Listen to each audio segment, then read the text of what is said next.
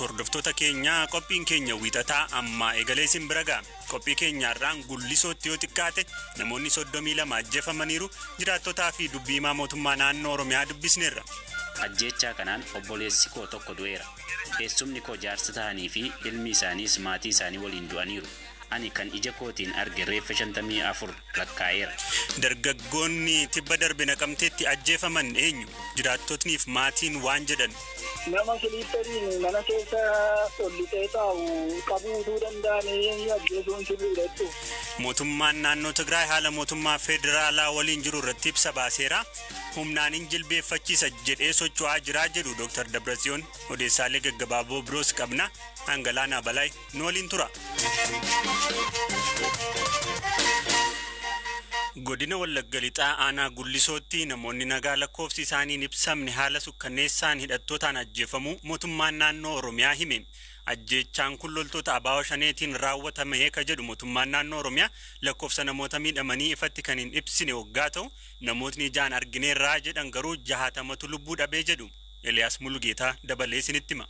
Ajjeechaa dilbata kaleessaa raawwatame kanaan haga ammaa lakkoofsi namoota du'anii ifatti kan ibsamne yogguu ta'u mootummaan qaama hidhate ABO shaneeti jedhuun akka raawwatame ibseera. Jiraataan naannichaa maqaan isaanii akka dhahamu hin barbaanne tokko BBCtti akka dubbatanitti bosona seenanii dhokachuun lubbuu akka oolan dubbatu. Kan eegalee guyyaa Sanbataati. Erga waraanni mootummaa iddicha dhiisee bahee naannoo sa'a 5tti ABO shaneen gale. Guyyaa sanaa fi kaleessa erga maallaqa mobaayilaa fi qabeenyaa saamaa oolanii booda sa'a 11tti walgahiin jira jedhanii namoota waaman. Walgahichi mana barnootaa keessa ka ture waggaa ta'u walitti qabanii boombii fi rasaasaan fixan. Namoonnis dirqamaan sodaatanii kawaamamanii deeman. Anaa fi namoonni kaan wayita jarri saamicha eegalan sodaannee bosonatti baqan. Warra dhiirotaatu baqatee bosonatti gale. Dubartootaa fi jaarsolii achumatti dhiifnee bosonatti galle. Erga akka lakkoofsa Itoophiyaa bara 1977 irraa kaasee gandicha akka qubatan kan dubbatan namni kun ergasii bakka dhokataniirraa bahuun mana barumsichaa dhaquun waan ta'e ijaan arguu dubbatu. Bakka dhokanneerraa baanee wayita ilaallu wanti hunduu daaraa ta'eera. Amma dhiyoo kanaa asitti humni mootummaa naannicha gaheera. Reeffa jirus guuraa jiru. Ajjeechaa kanaan obboleessi koo tokko du'eera. Eessumni koo jaarsa ta'anii fi ilmi isaaniis maatii isaanii waliin du'aniiru. Buufata qubannaa ganda gaawwaa qaanqaa jedhamutti manneen jiran hunduu barbadaa'aniiru. Ani kan ija kootiin arge reeffa 54 lakkaa'eera. Dhimma kana irratti kan dubbifne dubbii himaa mootummaa naannoo Oromiyaa obbo Geetaachoo Baalchaa ajjeechaan kun gocha shororkeessummaa fi dukkana daheeffatamee kan raawwatamedha jedhan. Kaleessa garaa galgalaa namoota nagaa bifa maqaa walgahii jedhuun walitti qabanii namoota sana irratti dhukaa darbachuudhaan namoonni sun miidhaan akka qabu ta'eera kan jedhu gabaasni qabnu kan agarsiisu miidhaa kana kan qaqqabsiisan kanaa duraa bifa adda addaatiin maqaa Oneeg Shanee jedhuun kan ofiif kennanii naannoo sana keessa socho'aa jiran humna hidhatee socho'u maqaa uummata kana bifa walgahiitiin jedhanii waamicha godhanii fi waamicha sana irratti dhukaa gidduutti darbachuudhaan namoonni akka miidhamanii gabaasni nu qaqqabe kan agarsiisu amma ammaatti nama du'e lakkoofsa baay'ee akka ta'e hin ka'a garuu lakkoofsa sadhumaasaa qaamni achi jiru sun gadi bu'ee akka inni qulqulleessee gabaasaa godhuu fi eegaa jirra. Taateen ta'e taatee baay'ee nama gaddisiisu gocha sookkanneessaa uummata nagaa irratti raawwate humna hidhatee jiru miti humna eeggeessaa mootummaa ta'ee jiru miti jiraataa gandaati. Uummata jiraataa ganda sanaa keessatti jiru irratti tarkaanfii fudhatame kan inni ta'edha. Gocha shororkeessummaa hamaa ta'e akka ta'edha kan gabaasa qabnu. Amma ammaatti gabaasa nuyi qabnu boombiitu darbatamedha. Bakka namni walitti qabamee jiru sanattidha. Yeroo tokkoffaa yeroo itti walitti qabaman sun yeroo itti walitti qabamuu malu miti halkanii. Lammaffaa immoo namoota walitti qabanii boombiidhaan gubuu maaliif akka barbaachise wanti beekamu hin jiru. Gocha shororkeessummaa hamaadha. Gocha gara jabina hamaadha uummata kana keenya irratti kan raawwatame.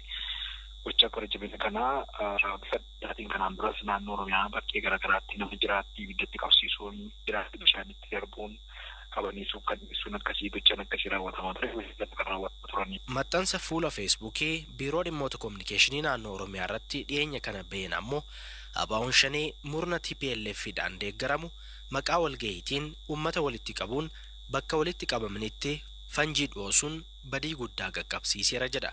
Ministeerri muummee Itoophiyaa Abiyyi Ahmed ajjechaa kana hordofee ibsa fuula miidiyaa hawaasummaa isaanii irratti akka barreessanitti taateen kun eenyummaa irratti kan xiyyeeffatedha jedhan. Ministeerri muummee Abiyyi bakka haleellaan kun itti raawwatetti qaamonni nageenyaa bobba'uun tarkaanfii fudhachaa akka jiranis himaniiru. Koomishiniin mirga namoomaa Itoophiyaa ibsa galgala kana baaseen haleellaa kanaan ajjechaa jumlaa jechuun kabalaaleffate waggaa ta'u namootni lubbuun isaanii darbe 32 ol akka ta'u ibseera.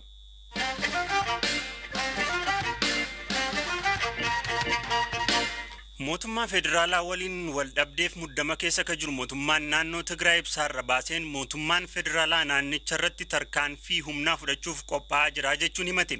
Dhimma kana irratti deebii dubbii himaa raayyaa ittisa biyyaa fi waajjira ministeera muummeerraa deebii argachuuf yaaliin goone hin milkoofne. Pireezidaantiin mootummaa naannoo Tigraay Dr. Dabratsiyoon Gabramikaa'el garuu ibsa isaanii kanaan ministeerri muummee Dr. Abiy Tigraay irratti tarkaanfii fudhachuu akka danda'an himuun hawaasni qophii akka itti fufu dhaaman. ናብ ሓይሊ ሲኸይድ ኣሎ መንግስቲ እዚ ብጉልበት ኩሉ ጸጥታት ኩሉ ናይ ሚዲያ ወፍርታት mootummaan kun gara humnaatti ce'aa jira. Dhiibbaa hedduu, duula miidiyaa hedduu, uleewwan diinagdee hedduu booda amma ammoo humnaaniin jilbeeffachiisa jedhee socho'aa jira. Agarsiiftuun hedduun jira. Humnaan wanti furamu homtuun jiru. Garaagartummaan siyaasaa humnaan furamuu hin danda'u. Deebitee marii siyaasaan hiikuu dandeessa. Aangonis yoo ta'e filannoon malee karaan biraa ittiin furamu hin jiru. Garaagarummaan siyaasaa garuu sadarkaa amma jirruun nu ga'eera. Kana kan jenneef qophiiwwan waan jiraniif agarsiiftuun tokko raayyaan ittisaa akka qophaa'u itti himamuu isaati. Dr. Dabratsiyoon ibsa isaanii kanaan muddamni jiru karaa nagaa mariin akka furamu fedha qabaachuu isaanii himaniiru. Itti dabaluunis fedha rakkoo jiru nagaan furuuf qaban ilaalchisee hooggantoota biyyoota biroof xalayaa barreessuun beeksisuu himaniiru. Haa ta'u malee rakkoon kun karaa nagaan furamu yoo ta'e nuti qophaa'aa jirraa jedhan. ሕዝቡን ንሕና ሰላም ኢና እንደሊ ትግራይ ውግእ ይትደልን Nuti ammas nagaa barbaanna. Tigraay waraana hin barbaaddu. Hiyyummaarraa of baafachuu barbaadde. Waraanicha hin barbaannu. Gara waraanaatti nu galchinaan garuu ofirraa qolanna. Waraanatti akka hin galleef jennee qophoofneerra. Kan qophoofne ammoo humna qopheessuuni. Nutis raayyaa qopheessineerra. Milishoota keenya qopheessineerra. Humna addaa keenyas qopheessineerra. Waraana hambisuuf qophoofne. Wal waraanuu yoo qabaanne garuu injifachuuf qophoofneerra. Mootummaan federaalaa fi mootummaan naannoo Tigraay seera maleessaa waliin jechuun hariiroo isaanii erga adda kutanii booda muddamni gidduu isaaniitti dhalate gara lolaatti akka hin ceene sodaatamaa jira. Dhaabbileen biyya keessaaf biyya alaas muddama kana marii fi araaraan furuuf yaalaa turan. Ministeerri muummee Abiyyi Ahmed dhiyeenya mana maree bakka bu'oota uummataatti rakkoon naannoo Tigraay waliin jiru seeraaf seera qofaan furamaa jechuun dubbatanii turani.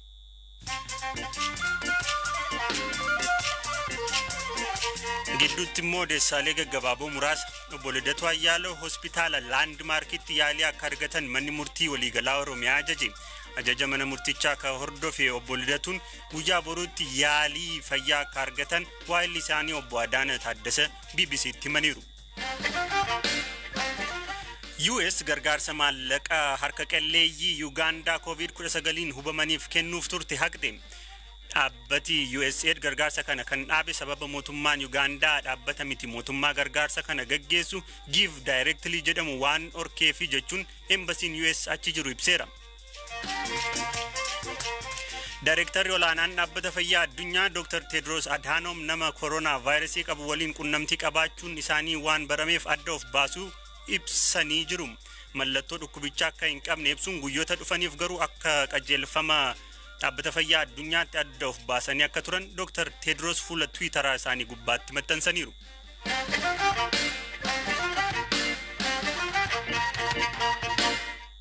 Akka lakkoofsa Itoophiyaa onkololeessa 13 bara 2013 magaalaa Naqamtee keessatti ajjeefamuun dargaggoota magaalittii 5 erga dhaga'ame eenyummaan dargaggoota kanaa gaaffii ta'ee jira. BBC Afaan Oromoo dhimma ajjeechaa dargaggoota kanaa irratti odeeffannoo gahaa argachuuf tattaaffii taasiseen maatii dargaggoota ajjeefamaniin dabalataan jiraattota magaalittii dhimma kana hordofanitti bilbileera. Jiraataan magaalittii maqaan isaanii akka hin eeramne nu gaafatan dargaggeeyyii ajjeefaman keessaa tokko guyyoota dura magaalittii keessatti ajjechaa qaamolee nageenyaa mootummaa irratti raawwatame keessaa harka ka qabuu fi taatee saniin rasaasaan rukutame kan miidhame akka ta'e himaniiru. Ijoolleen hafan afran hiriyyaa isaanii kana dubbisuu dhaqanii qaama nageenyaa mootummaa mana dargaggoo kanaa bira gahee hordofaa tureen tarkaanfiin irratti fudhatamuu himan. Dargaggoota rasaasa qaamolee mootummaan ajjeefaman keessaa tokko ka ta'e Heenok Yohaannis. Abbaan Heenok luba Yohaannis dheeressaatti bilbilee ilmi isaanii ajjeefamuu isaan dura haala itti turee fi sababa ajjeefamuu isaa waan mootummaan jedhu irratti yaada qaban gaafanneerra. Heenok Yohaannis jedhama. Dargaggeessa waggaa 24 barumsa isaa digirii tokkoffaa fixee waggaa 2. Keessaa eebbifame maaliin eebbifame? Wallaggaa elektirikaal injineeriidha. Ergasiisin bukkee ture? Ergasiina bukkee jira gaafa kaan jiruu barbaada jiruu kanas iddoo meeqatti galmaa'ee sababa oromummaa dhabe kanaaniti manuma jiraata manuma nu gargaara malee iddoo dhaqee hin qabu balleessaa qabu hin qabu. Mucaan keessan akka mootummaan jedhu qaama nageenya booressu jedhee waamu shanii wajjiniin hariiroo qabaa itti dhiyaattanii beektu ooltiisa. Waan tokko isaa waa balleessu argeen beekuu isaa manaa deemus argeen beekuu Finfinnee dhaqee hojii barbaacha Finfinnee dhaqee haatisaa dingata na dura dhukkubsattee jennaan haadha fiduudhaaf dhufeet malee waan addana keessaa waan keessa jiru hin qabu. Ganama gaafa sanaa ciree nyaatee bahee hiriyoota isaa ilaaluu dhaqee lafannee akkatti wanti kun isa mudate waan an beekuyyuu hin qabu. Warra shaniidha jedhamanii mootummaan ibsu wajjiniin hariiroon qabu? Hin qabu. Mana hoo kireeffatee galaa ture hiriyoota isaa wajjin? Lakki maali mana bula manuma jira ilbii booda gararraa beeko lakamteen damuluu uummata lakamtee kana itti galateeffadhu isaanii kan owwaala isaa sirriitti akka owwaalamuu fi dhaqanii reeffa isaa harkaanaa fuudhanii naa fidan. Sa'aatii meeqatti dhageessanii ajjeefamuu isaanii? Isaan sa'aatii shanii fi walakkaa irratti ajjeefaman jedhanii immoo 11tti dhageenya. Yoom argattan reeffa mucaa keessanii? Reeffa mucaa keenya ammoo onkoloolessa 14 nu laatanii jennaan gaafasuma owwaalle. Nama siliipteriin mana keessa ollitee taa'u qabuutuu danda'anii ajjeesuun sirriidha jechuudha. Dargaggoo biroon ajjeefame Raaguweel Haayiluu ammoo barataa Yuunivarsiitii Wallaggaa muummee injinaringii waggaa 2ffaa ture. Abbaan isaa obbo Haayiluun ilmi isaanii waggaa 2 dura osoo yuunivarsiitii irraa deebi'u qaamolee mootummaan erga qabame haga guyyaa reeffa isaa arganitti achi buutee isaa dhabuu dubbatu. Umurii waggaa 21 barataa Yuunivarsiitii Wallaggaa injineringii baatii 2ffaa jalqabee osoo jiruuti kan inni bara 2011 achi mana barumsaa sanarraa utuu inni galuu naannoo marfataa magaalaa Naqamtee keessatti marfataa konkolaataa irratti gadamanii qabame. Achi erga qabamee booda fuudhanii Adaamaa mana murtii olaanaatti yeroo beellamaatti nutti deddeebisanii bakka isaan buusan hin dhabee achi booda abjuuteen isaayyuu nan dhabe bakka utuma kanaan teenyee yookiin du'eera yookiin hin jirru jenneetu teenyee eegnu namni rukutamee du'eera magaalaa Naqamtee bakka Qassoo jedhamutti jedhanii jennaan calluma jennee utuma jennu Facebook irraa argine namoonni qeerroonii nu dhoksanii maatiitti dhufanii nutti himanii nuti bakka waan jennu sin namni dhaqanii mirkaneeffatanii dhufanii buleessaa kun gaafa jimaata torban jimaata dheengaddaatti qidaameessaa uummanni fi abbaan gadaa dhaqeetu reeffa kana nuu fide yeroo mucaa koo laalu mucaa mokooti mucaa kana waggaa 2 wayiidha argannee ija kootiin argee. Sana dura akka mootummaan jedhutti warra abbaa torbee waliin ta'uudhaan ajjechaa raawwachuuf utuu jedhaniiti jedhu warri mootummaa sadarkaa sanatti nama socho'aa turedha Raaguweel. Dhimma kana irratti waan inni hiriiree yookiin immoo raawwii kana raawwateera kanan jedhu hin qabani dhibbaadha. Gamtaan Awurooppaa haalli nageenyaa Itoophiyaa yaaddessaadha jedhe ibsa galgala kana baaseen humnoonni hiree qaban hundi waraana maqsuuf akka hojjetan gaafateera. Dhaggeeffattoota keenyaa qophiin har'aaf jennee qopheessine asuma irratti xumurama. Akka qopheesse Eliyaas Mulgeetaa tooraan kan isin biraan gahaa ture Galaanaa Balaa waan hordoftaniif ulfaadhaa nagaan bulaa.